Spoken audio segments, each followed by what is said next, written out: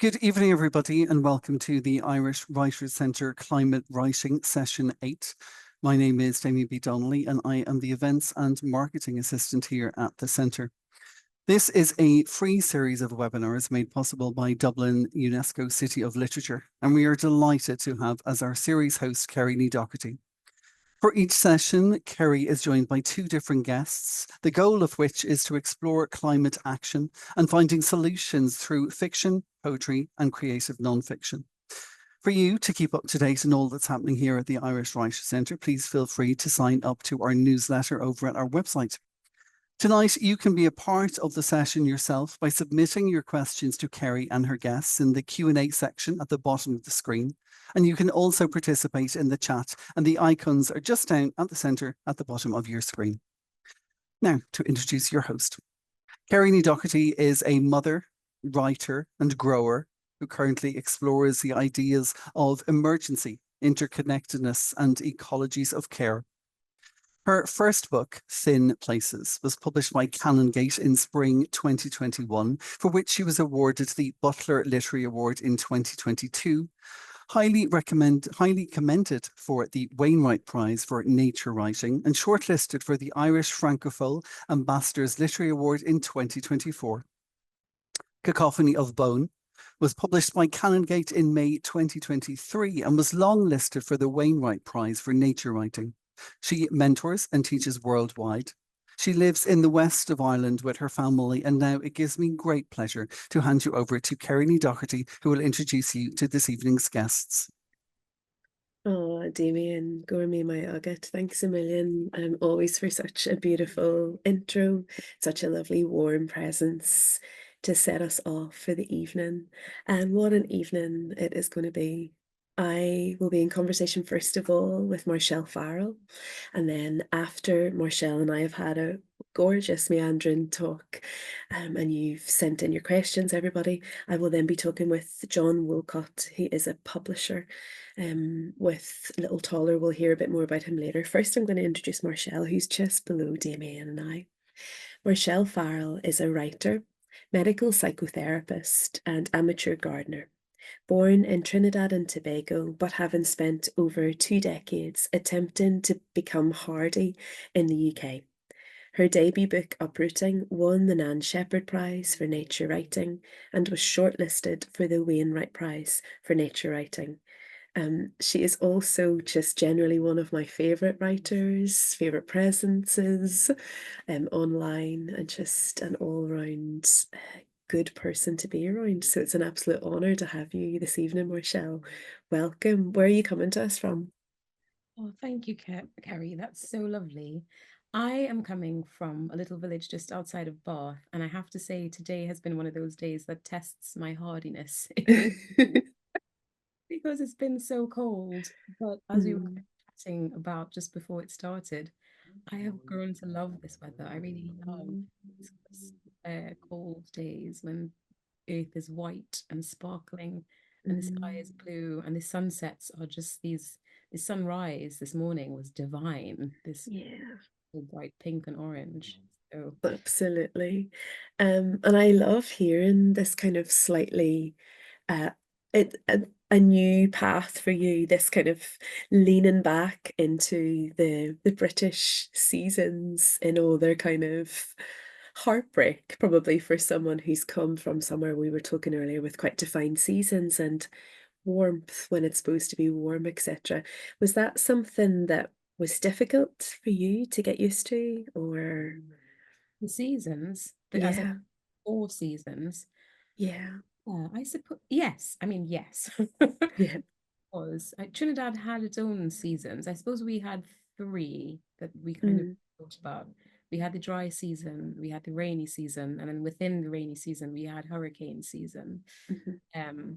And as a child, they were quite known entities. Like you Wow, knew the dry season would come yeah, was the end of the year around Christmas time, and that it would then be dry all the way through until April, May, and then you'd have the flowers, and then the rains would come. And then there was a yeah, little rhyme about hurricane season: June too soon, July stand by, August here it must. But actually, that's changed. You know, at home, if you go home in what used to be the dry season, it can rain a lot. The Wow. hurricane season has widened dramatically. Hurricanes happen well out of their usual time, and Yeah. much stronger, much more forceful than they used to be. And I suppose that's a similar pattern to the one that's been experienced here, you know. I mean, I Yeah. had culture shock and climate shock Yeah. in my arrival here, getting used to the cold, Yeah. particularly the idea that it could be so cold. Absolutely. But even in the time that I've been here, things have shifted, you know. Totally. What Absolutely. springs that I remember as a student, they don't always look the same anymore, you know. This Yeah. summer's glorious summer days again, Yeah. you know, so much more of this sort of muted, muddled grey, which to me feels like one of the saddest things about Completely. the way That the loss of the defined seasons. yeah.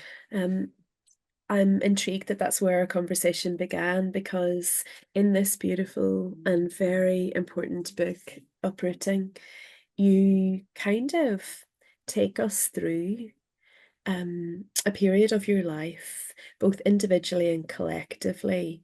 Um, and I suppose we're we're guided through that time really in relation to the seasons and in relation to the natural world through those seasons. So I wonder if you could, for for any listeners who haven't read Uprooting, could you just kind of tell us what is the vibe of your book, and maybe as well why you chose to write it when you did?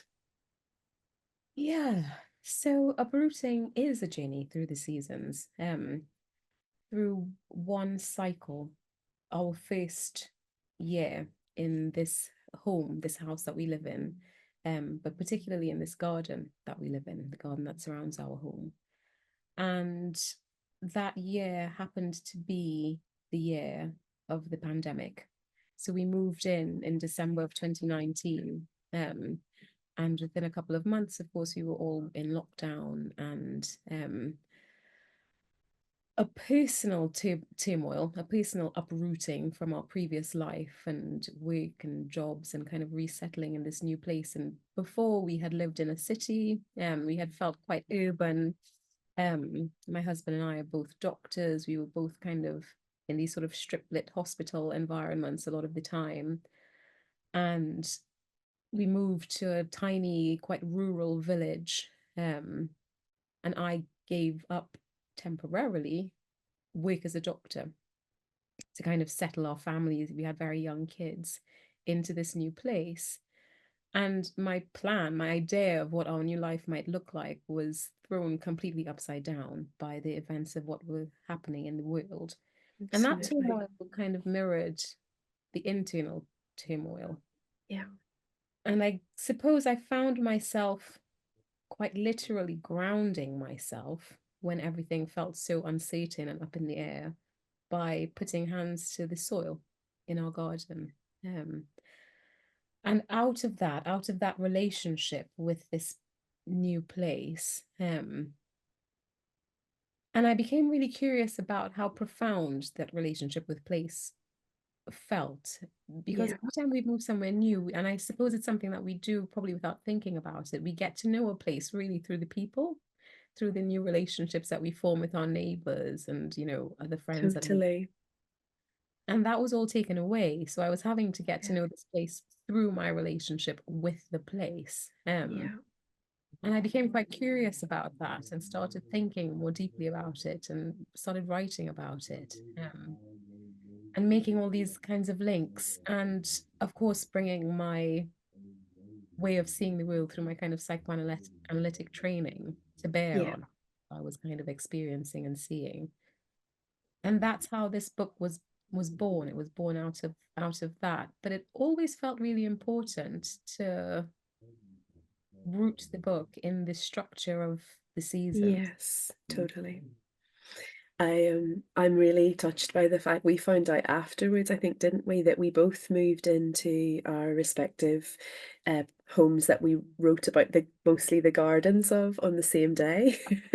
And we wrote about the same year. And I'm always really taken by that the outside world and the inside world of two very different people, um, kind of, they can be a thing, they can really mirror. And what I love, I mean, I love uprooting, I absolutely adore it, but what I really love about it is the way in which you interweave that personal experience of moving into that the stretch of land, but then obviously as well as the ongoing pandemic, there was an awful lot of political change happening that was profound for you and was really transformative as well as difficult. And I wonder, could we talk about that a little bit? How it was to experience that and then to write it so movingly. Yeah. I mean, I suppose as a Black person and as a Black Caribbean person living in the UK, living in England, you know, I was always carrying this sort of political knowledge, this political experience, this political trauma, through in all of my kind of interactions as I kind of moved through the world. And it's not that I ignored or suppressed it, but in a way you have to live. You kind of have to Absolutely. get on with life. And, every time something would happen, I would get outraged but often things felt whatever so often there would be some kind of thing in the news or whatever, but things would sort of bubble up a bit and then other distractions would come along and our Yes. attention would move on, we would kind of move on to the next thing. Yeah. And I think there was something about the murder of George Floyd in this Yeah. moment when actually we were free from other distractions, Yes. all trapped indoors and the only thing in the news cycle was COVID until Until this other horrific right. happening. And so we were all able to focus our attention on it and see it, Completely. think about it in a way that I think just hadn't really happened Absolutely. before, or at least not within recent history. Yeah. And personally, of course, that brought up a lot of old traumas and wounds and experiences that you kind of thought that you had dealt with and moved on from and um, navigated through and that you were fine. And Yeah. actually to find yourself weeping in the back of a flower bed and realize that Yeah. you weren't fine, actually. Absolutely. All still there in your body, in your psyche, in your soul. And the garden was hugely important to helping me get through that moment because, of course, we were so isolated from one another Yeah. that I didn't necessarily have friends that I could turn to in the same way. And I was in a place where people didn't know me very well. I'd only moved in a Exactly. couple of months ago. So I think I remember having a conversation with someone who became a good friend a bit later on. And she sort of said, when it all happened, I was desperate to text you, but I didn't know what to say and I didn't Yeah. know how. But you were constantly on my mind and, kind of Yeah. wondering, were you okay? And how was this feeling for you? Yeah. And of course, I did have friends further afield who were getting in touch and were kind of Yeah. doing that care. But in my immediate surroundings, it was very difficult.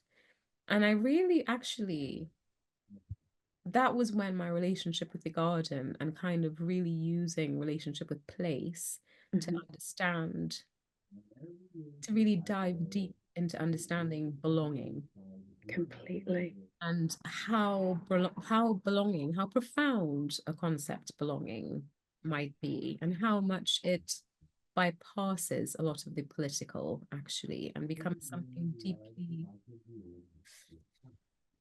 just deeply human, Yeah. just deeply about being and being alive and being one of these creatures on this planet. And that was deeply comforting, and that was also deeply galvanizing.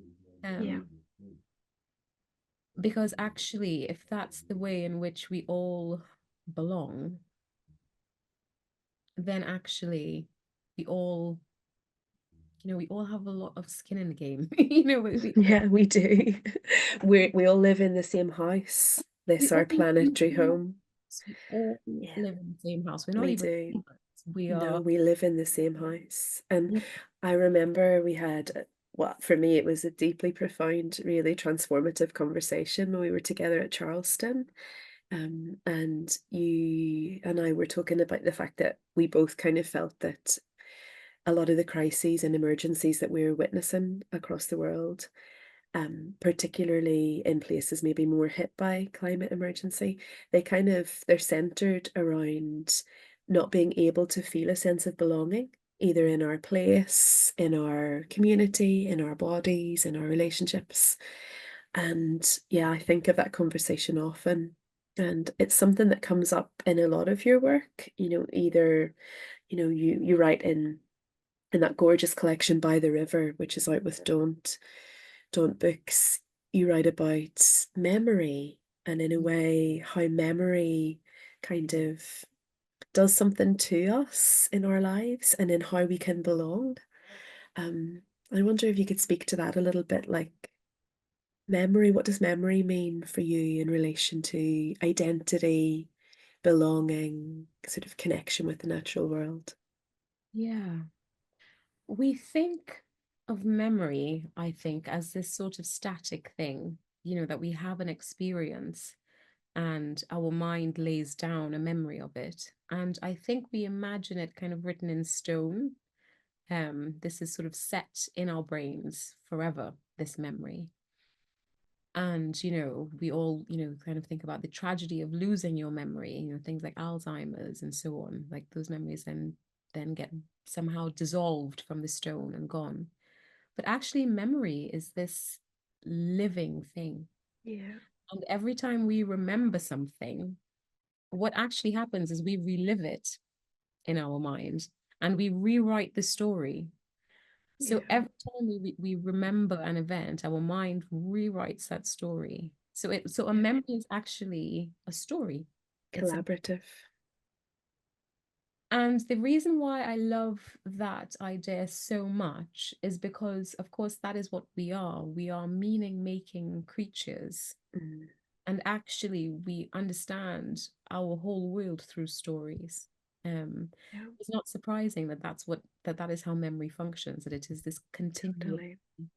adapting, continually this living story in our brains, constantly being reshaped, constantly being pruned and subtly altered. Yeah. And so the stories that we tell ourselves and one another it shape the world. Completely. Right now we're living in this story of capitalism, Yeah. the kind of child of colonialism. Yeah. We live in the story of control and of dominance and of hierarchy, um, of hierarchy of different types of man over one another, of hierarchy of man over the other creatures on this planet with whom we share space. But that is just a story. Yeah. That's a story that some people have come up with that served them well and the rest of us really, really badly. Yep. And I don't think served them well either. Well, no. I mean, I think we have served them this. well in terms of the hoarding of material good. Yeah. Actually, Yeah. you're quite right. You're very, very right. And actually, this was a conversation I had recently. I chatted at my mother-in-law's book club, which Wow. was an interesting experience. But someone there was a psychotherapist, and they were white, and they were talking about how difficult it can feel to engage with the trauma of the other. And of course, in that position, they were still othering the other. Yeah. And I kind of put it to them that actually, whiteness is a really traumatic construct. That Very actually, much so. yeah, it's a really damaging because it's so violent. It is so violent and Yeah. harmful. And when we enact violence in another human being, it damages our psyche. You know, I spent some time working in Broadmoor, and the psyches of those who, there's something about piercing the barrier of another body, you know. Yeah, It's a trauma to the one who does it, as well as completely. experiences it. So the massive violence of whiteness and white supremacy, you're right, is incredibly harmful. Incredibly harmful. Of course, in different ways. Not to detract from the pain inflicted in any way on Black and brown bodies across the world, but it's so important, isn't it, to name that, to name the myriad. Yeah, and what it does is it helps us to realize that actually this pain is shared, this problem is shared, and this difficulty belongs to all of us. Yeah. And it benefits all of us to see this and to work towards changing it, to work towards writing a new and different story. Absolutely. Yeah. So powerful, your words. I would love to remind people who are listening in, if you have a question, please pop it in the Q&A. But Marchelle, I would really love to invite you, while we're waiting for those questions to come in, to read a small section from your amazing book. Thank you very much. Oh, thank you, Kerri. Yeah, so this is from Uprooting, and the book covers a lot of themes, but definitely climate crisis and understanding the climate crisis and understanding this time that we live in is one that really weaves all the way kind of through. Very delicately as well as in obvious ways, I think. And so this bit that I'm going to read is from very near the end of the book, actually. It's from a chapter called Salvia. Each chapter is named after something that came into flower in my garden in a particular month as we kind of go through the seasons. And what I had in mind when I was thinking about this salvia really was healing. So I'll read a little bit. In the garden, time has taken on a shape different to the straight track that clocks and calendars and alerts on my phone mark it out to be, but it is comforting. Though I am new to gardening in this temperate zone, it all feels strangely familiar. Past, present, and future exist simultaneously on each patch of soil. In a conversation over the fence with a neighbour who has lived in the village for many years and watched our home and garden evolve before we ever set foot in it, I learn about a previous gardener who had the terrible habit of going out into the beds right after heavy rain, when the clay soil was saturated. I understand now the compacted, airless ground that I saw earlier this year, the impression of those feet marking the space still. And yet the garden already bears my mark. There are seedlings, a green fuzz of germination on the still warm autumn soil. Next year's plants, the legacy of this year's work, all visible to me in this present moment. On the earth, time is a spiral. So much can happen in a growing season.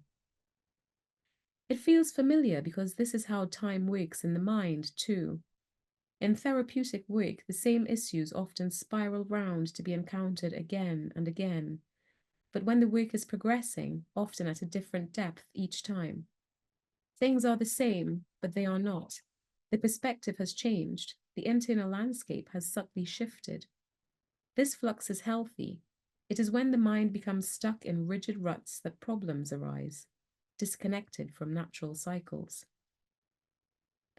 I think about a book I had recently read, Losing Eden: Why Our Minds Need the Wild. In it, the author Lucy Jones beautifully presents reams of scientific evidence of why staying in close connection to the natural cycles around us is vital for our mental well-being.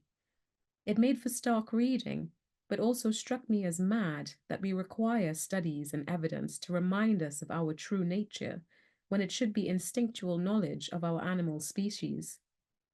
The requirement to prove to ourselves how much we depend on this basic need is evidence of our collective insanity. And I wonder about what following this evidence to its conclusion might tell us. Not that getting back to nature will make us more well, but that in having been disconnected in the first place, we are all profoundly ailing. We have all gone mad. My mind cannot fully hold the spiral of all that feels incomprehensible in the world. The issues of colonial conquest, or the racism that it bred to further and uphold itself, of the inequality it engendered, of the exponential extractivism it created that fuels the climate crisis, they swirl round my brain like a tornado. Each issue linked, each feeding the other in an endless, accelerating feedback loop. When my mind gets sucked into the circling updraft, I begin to lose myself in a hurricane of despair. The only way out of that mad cycle is to root myself deeply into the rich earth, to rejoin with the interconnected hyphae of organisms that make up the ground that holds me, and in that landing to feel the sigh of relief in every cell, the reigniting of a vibrant creative urge from a seed that had lain dormant under the deadened, compacted soil of my old life. The only way out of the spiral that binds us more and more tightly in its strangling, interconnected threads is to touch the earth, to breathe into its grounding cycles, and to feel the earth's uncanny relief at my return too, to witness its ecstatic explosion of beauty, feel it pregnant and laden with bounty in satisfied response to my clumsy ministrations. This moves me. I am no interloper here, no lethal virus, no foreign invasive. I am nature. I am Eve before the fall. It was not the garden who cast her out. The garden loved Eve. Love is our birthright, but it has become perverse. It is uncanny how difficult it can feel to be truly loved. Thank you so much for that gorgeous reading, and I love that section so much. I have 2 questions in the Q&A. We have 3 minutes. I'm hoping we can have a quick fire. The first one is from an anonymous attendee. I'm loving this conversation, the different directions. How do we process the many spaces we navigate, where we are in the margins in some and in the dominant in others? How do we navigate? I would say playfully. Playfully. I love it. Holding I it lightly. love it.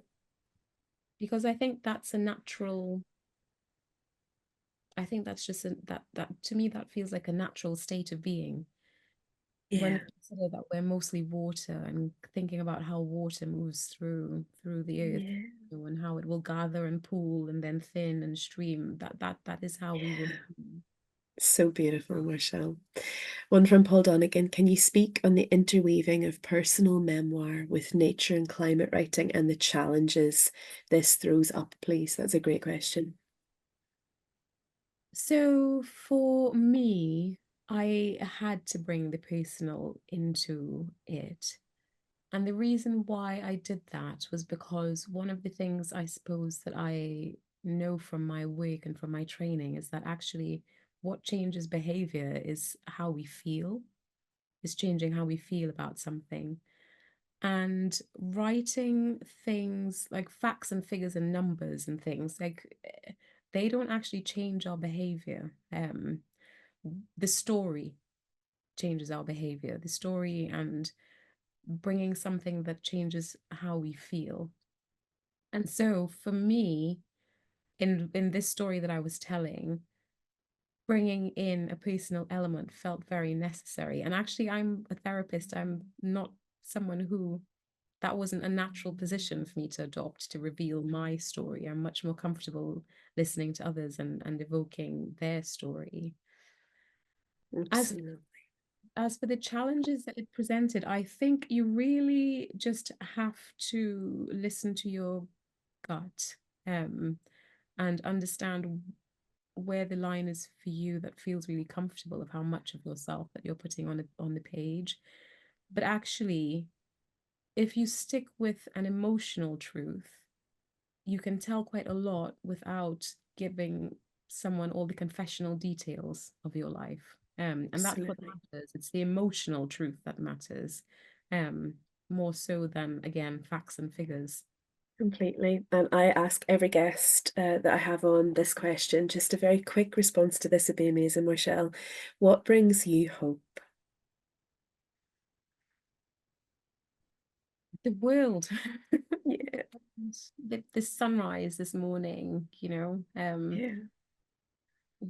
the soil around me, the way that it yeah. keeps going, that is Absolutely gorgeous place to say thanks an absolute million, Marchelle, for having the time with us and just your glorious presence. And yeah, everyone should definitely read Uprooting, and thank you so much. And we're going to move down to Jon now. So I hope everyone can stick around for this lovely conversation with Jon Woolcott. Welcome, Jon. Jon is a writer and publisher. He currently works for the acclaimed independent publisher Little Taller Dorset, where he also edits The Clearing, the online journal for new writing about place and nature. Little Taller Books was born in 2008 as an imprint of the Dovecot Press, a family-run publishing company that has specialised in books about rural life and local history since 1974. Jon, it's a real pleasure to have you on the screen and on the call. I know you have a very busy evening, so I really Yeah. appreciate you coming on to talk with us. I talk about Little Taller and The Clearing specifically quite a lot on these calls, well, on most of the calls that I do, but in particular, people who are turning up on this climate writing call for, a while will have heard me suggest that they send their work in. So it's a real pleasure to have you on. I also have a little personal connection, which is that you are kind of one of the main reasons I'm a writer, which Sure, that's feels not the case. it really is. So for those listening, the first kind of piece I published that was in any way similar to the work that I do now, Jon really beautifully and really tenderly edited a number of years ago. So I have a real deep connection. So, Jon, thank you for being here. I suppose where I want to begin is just to ask you, what does your work look like with Little Taller in a sort of day-to-day, week-to-week setup? What's it like? Oh, that's a really good question. I think it's a very good question, particularly because it's so varied. One of the things about being a very small organization, a very small publisher, is that there's only four of us who work there all most of the time, of whom three of us are part-time really. So actually it's a question of everybody doing a little bit of everything. So while there are definite things that all of us have ownership of in our own little way, there's a lot of overlap. And I suppose what that means is that no 2 days ever look anything like any of the other days.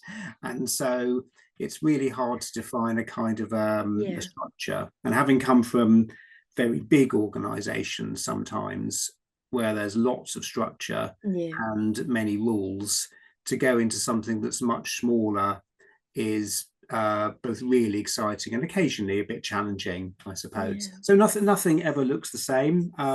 We've just moved our offices to and so we now have a little setup which is actually where Adrian and Gracie live, in a converted bit of a barn with still some space for swallows.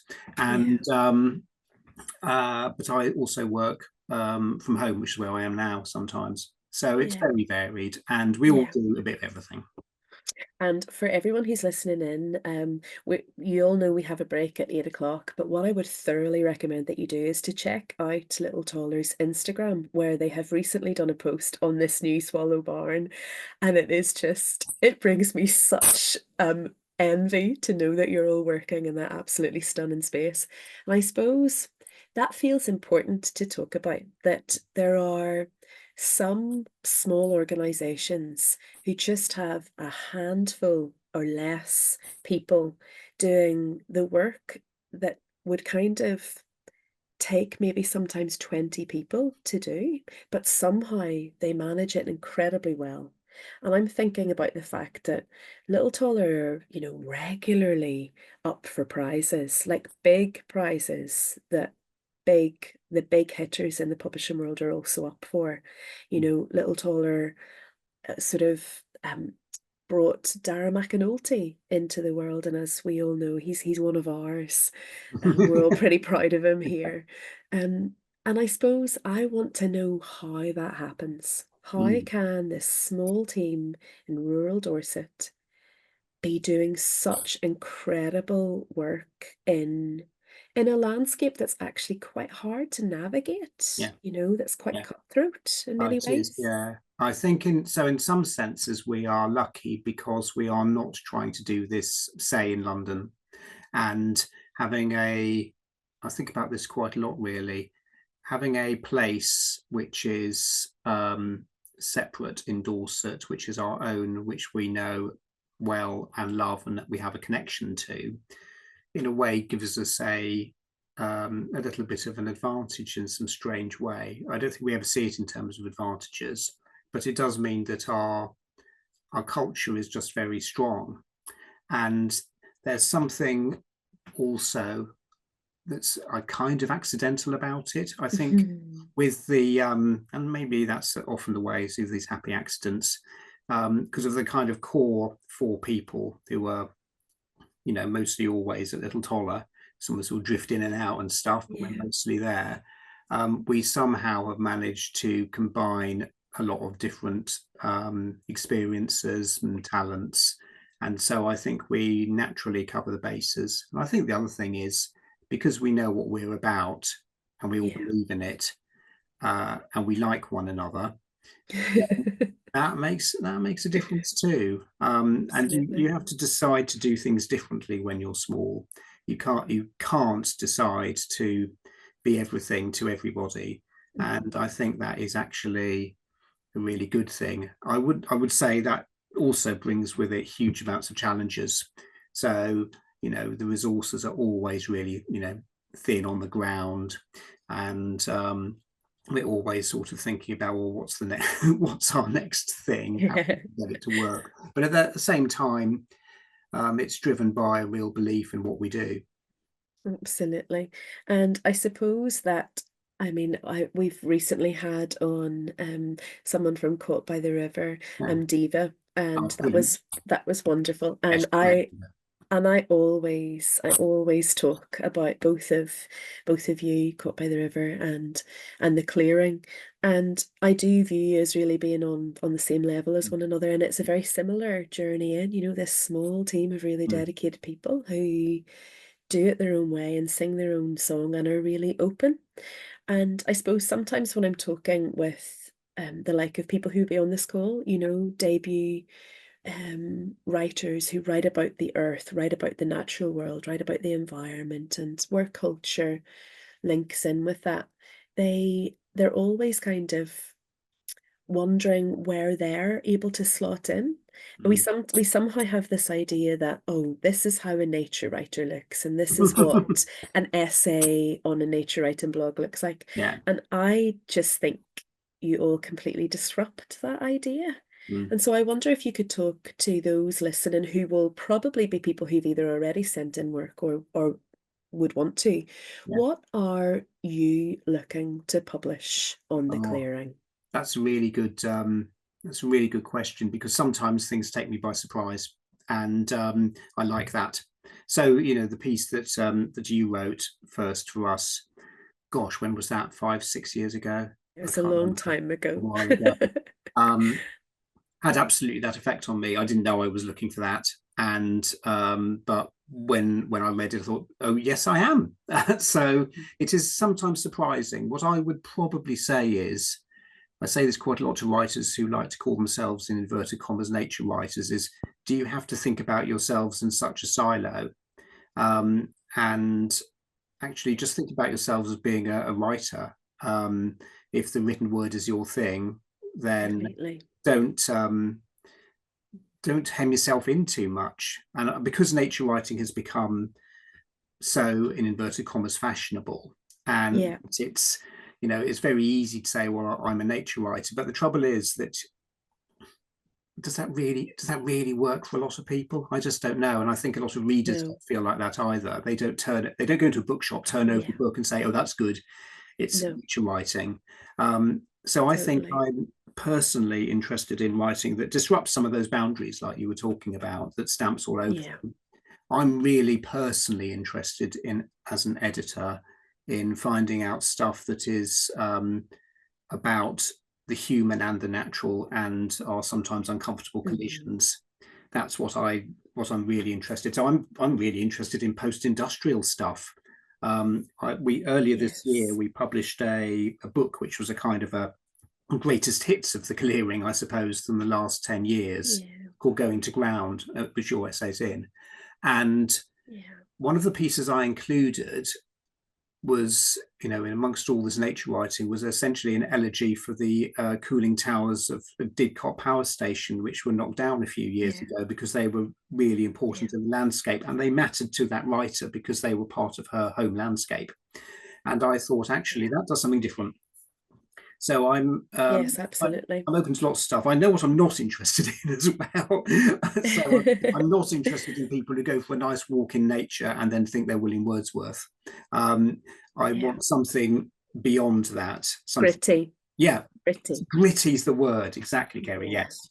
Yeah. And I'm kind of very taken by a piece went up today, which coincidentally is probably my favourite piece that I've read on the clearing since that exceptional Kathleen Jamie essay that came out, I Still Love the World, and I quote it widely, and I love her. We both love her.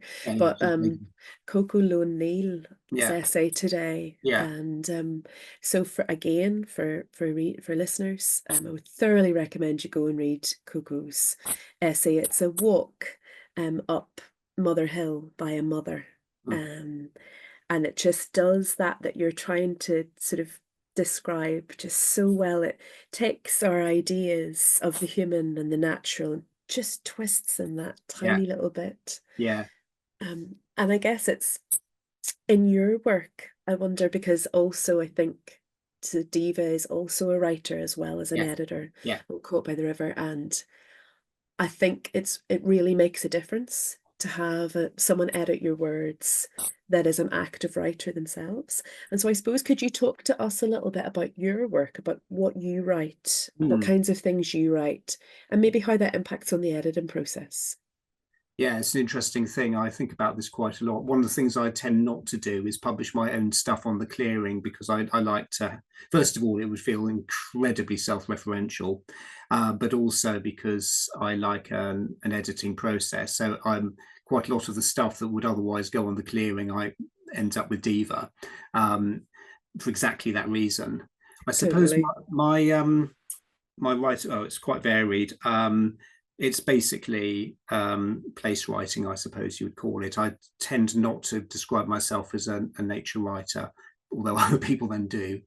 I don't mind, really. And so my book Real Dorset came out last year, which is essentially, you might almost call it psychogeography, but no one really knows what that means. And so lots of us do. Yeah, but even then the definition changes every week, and who knows, really. So I think of it as in terms of being a combination of travel writing, memoir, thinking about place, history, archaeology, nature, politics, and so my book on Dorset is that, and that was published by Seren last year, and I'm writing something else at the moment, but I'm not quite ready to talk about that yet, because I don't know where it will go or if it will go. But otherwise I tend to write fairly succinct essays, and I've written for, as well as for things like Caught by the River, for The Guardian, I write travel pieces for sometimes, and for a rather lovely little journal called Ecologies, which is about landscapes which are kind of lost and forgotten, and I've written a few times for them. So it's quite varied, and I suppose it's an interesting question about one's writing influencing one's editing. I'm sure that matters. I'm sure it makes a difference. Whether it's always useful, I don't know. But and what I try not to do, and this is hard, I think, is that one also develops I hope, one's own voice. What I don't want to do is edit people into my own way of writing. Yeah. And I think that is a danger. So I try and have enough of a step back from it to say, well, let these people have their own voice. And if I can bring any insight, then it's probably more as a reader than a writer. So if anyone is listening and considering sending into the clearing, having been edited by you a number of times, I can say there's no worry there. You're a very tender, sensitive editor. And so I suppose I would love to remind the audience members that, you know, the Q&A is right there. This is an incredible experience to be in the same room as Jon. The Clearing are doing incredible work, as our little taller. That now's the chance to get the questions in. I'm just going to have a look. I see. Right, Rodrigo Shonarde. I hope I haven't said that wrong. I'd love to hear Jon's tips for editing his own work and that of other writers, given his experience as both a writer and an editor. That's such a good question, Rodrigo. Such a good question. It's interesting, this, isn't it? I think that's, I mean, because the whole process of writing, I like to personally turn in copy which I feel is really clean and which an editor won't have to do a huge amount necessarily with, and so therefore I'm sort of giving it my best shot. So, and I find the whole process unbelievably difficult and stressful. So I think, you know, right from the first bit, which is essentially some word salad on a page, and thinking, well, no one's ever written anything worse than this, have they? To eventually becomes some sort of mysterious tipping point where I think, oh yeah, I can see this might work, to, oh yeah, this is okay. My final bit, the thing I always do, which I do all the time, and it must be incredibly annoying for anyone sharing space with me, is that I read it back out loud. I don't know why the writers don't do that, because it's so, you can find all the little holes and all the little things that aren't necessarily working well, but you can also just see, oh, if I just made that sentence work a little bit better, it would have more heft, more meaning. And Absolutely. I suppose what I always think about writing is that it's not just about words. You know, the words themselves are just they're the kind of veneer, they're the delivery mechanism, it's the meaning behind it. And that doesn't mean to say that the words don't have to be carefully crafted, but they don't have to fit a template. They can, you know, your definition of what poetry is can be just your own. And as long as it works for you, then it works. So I do that of myself, and I try to do that with other writers as well, is to try to think, well, actually, just either losing a paragraph or adding a little bit more to a paragraph might just help. I think it's really hard to do it with your own stuff. It's really difficult. You get so close to it. Oh yeah, yeah. I think that, you know, the point that you've made about, I didn't know that other writers didn't read their work aloud until I began mentoring and sort of working with people on their work. And yeah, it's so important. So I would love, again, I'm just inviting questions, but I have so many, so we can keep going. I would love you to touch a little bit on, you know, you said, I'm always looking for something that has that grittiness, but that there is this sort of there is something, isn't there? I can tell a clearing essay, you know, when I read it. When I'm working with writers, I'm like, this is a clearing essay. It's you know, I have the feeling. And I wonder, there definitely is a very political edge to the work that you're bringing into the world, the work that you're giving space to in the world. And I wonder if you could speak a little bit to that in relation to the various crises that we're living through. You know, why does it matter at the top, at Little Taller, the kinds of work you're bringing into the world? Why is that important? Yeah, I think you can't really think about nature in a vacuum. You have to think about it as connected to the wider world and, you know, the climate crisis. And to not do that feels to me to be in some sense dishonest. So while I'm not looking for anything overtly political, although I'm happy to take it on occasion, and I steer away from things that might otherwise be thought of as articles or opinion pieces. And I don't like things that just repeat all the tropes that we already know about, because why? What's that for? It has to do something else and something different. But I do think that if you don't start to grapple with the biodiversity crisis and the climate crisis in writing in some way, but without without it being too pat, then there is something fundamentally just not quite honest about it. That isn't to say that if I came across, say, a fantastic essay about bitterns booming, or about the starling murmuration, which did it really beautifully, that I wouldn't publish it. I probably would, even if it didn't make sort of direct mention of all of the crises that are threatening us. But it does come back to, I think, a bit about what Marchelle was saying about kind of the world giving you hope. And, you know, that sometimes it's those little moments of wonder, if you like, and they don't have to be, it doesn't have to be you don't have to go to Machu Picchu to see it. You know, you can find it in your back garden.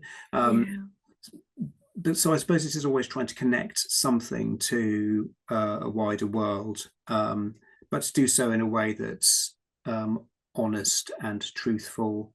It doesn't have to bash the reader over the head, because one of the things I think about The Clearing is that its readership is really clued up. You know, it really knows its stuff, and so, you know, I'm not interested in something that tells you something you're likely to know already, or tells you your own opinions back to you. Absolutely. So it's I've gone a long way round about saying no that was I felt that was really great. I have another question here from Priyanka Borpujare. I hope I said that right. How do you know when something is enough as an essay, or something that has the potential of a book? And I'm interested in this question because of my history with you. Well, sometimes we do see things, we think, oh, hang on a minute, there's something here that's a bit bigger than that. There's something I'm thinking about publishing at the moment that I think has actually got a wider, bigger story behind it. And so I'm interested in encouraging that writer to do that, usually because it's sort of dipped into that essay, there's a hint of a wider thing. I think quite often I see books that probably should have been essays, not that we publish, but that, you know, I see out there. And so it's incredibly invigorating to see an essay that is actually hints at this wider, bigger, more exciting story. And sometimes they have hints of memoir. Sometimes they have, you know, you just feel that, you know, the 1,500 or 2,000 words that I'm likely to want just isn't going to scratch the surface, and that there's something there that would keep a reader hanging on and reading through to the end. I think I don't know there's no simple metric to it. I don't know. It's intangible for me, but it is there. And I'm always thinking, well, hang on, is there something else in this? Is there? And every time you get an essay, you want to find out more about the writer. You want, and sometimes even when I reject stuff, I'm thinking, oh yeah, but they've got something. You know, just not this time. Absolutely. And I do think you're right. It's another sense, isn't there? You just sort of feel it.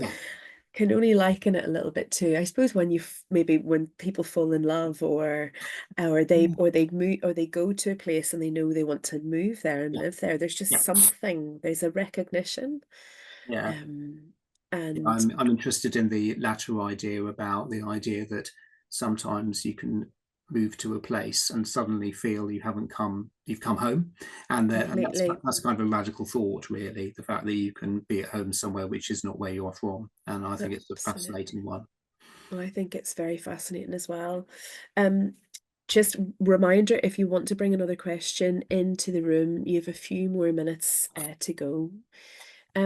Jon, I would love to know, I'm always interested in people who people who write nature writing really beautifully or who publish it very well. I'm always interested in what you're reading, but also what you're watching, what you're listening to. I want the whole cultural background. What Oh, are you wow, into at the moment? it's like a little bit of this cultural life in a minute and a half. So right now, I'm actually reading an old book, because I'm writing an essay about it, and it's Waterland by Graham Swift, which is a magnificent novel, which everybody should read. And I was told that when I was given that when I was up for my 21st birthday. That's not to say that in some senses it hasn't dated, because I think in some ways it has, but then everything is a prisoner of its time. So I'm rereading that, and it must be something like the fifth or the sixth time I've read it, but I do think it's absolutely extraordinary. So, and it means I've always got about 10 books on the go, which is an incredibly unsatisfying way of doing anything. And I try to read outside the genre a lot as well. So I try to read plenty of fiction that's got nothing to do with what I'm necessarily working on, although I'm always drawn back to that, always sort of heading backwards that way. Yeah, and in terms of what I listen to, I have got an incredibly madly eclectic taste in music. That's the best. Yeah, I think so. It takes in everything from Gregorian chant to Taylor Swift and almost every station on the way. Actually, the thing about what I consume visually, I'm actually not. I'm not a cineast. I love film, but I am. I love Powell and Pressburger and those sort of great post-war stories.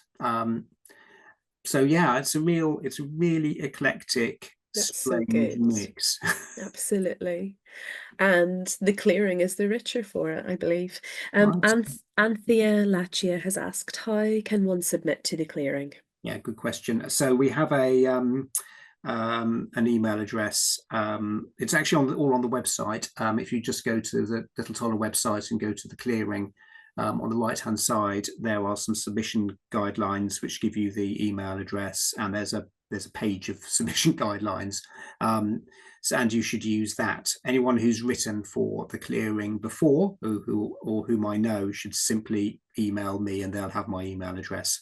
But in the first instance, it tends to go through that way. What I would say is we get so many submissions. It's slightly scary, far more than I could ever helpfully publish, particularly because it has to fit in with the rest of my Little Toller work. So I would say bear with me, but I'm always interested in seeing stuff, and it's always a joy and a bit of a revelation to read an essay that's really fantastic. And what I should say I'm interested in is I'm interested in writing that comes from beyond the kind of I don't know, our archipelago, the British Isles, and I want to go further afield, and actually we don't get too many submissions from further afield, and I would like to have some of those. That'd be good. And I'm very interested in Irish writers as well, because I think there's a clear sense of place about writing from Ireland, which I think is really exciting. I think it's very exciting right now. Wonderful to hear. Jon, I'm going to close up with what I ask all of my guests. What brings you hope? Depends what day you ask me. I think I'm probably going to echo a little bit of what Marchelle said, actually, which is it's the stuff, it's the small things. It's honestly, it is getting up and stepping outside and just having a little encounter with bits of nature. I mean, I'm lucky where I live because it's rural. So although I'm always a bit suspicious of this idea that rural equals nature, because I don't think it does, but nevertheless, if I'm on my way home from work, it's not unlikely at this time of year that I'll see the white flash of a barn owl and things like that. To know that actually these creatures are still amongst us despite everything we're doing that gives me hope, because you have to have it. Absolutely. That was a gorgeous place to end. Jon, it has been just so nourishing, so helpful and wonderful to talk with you.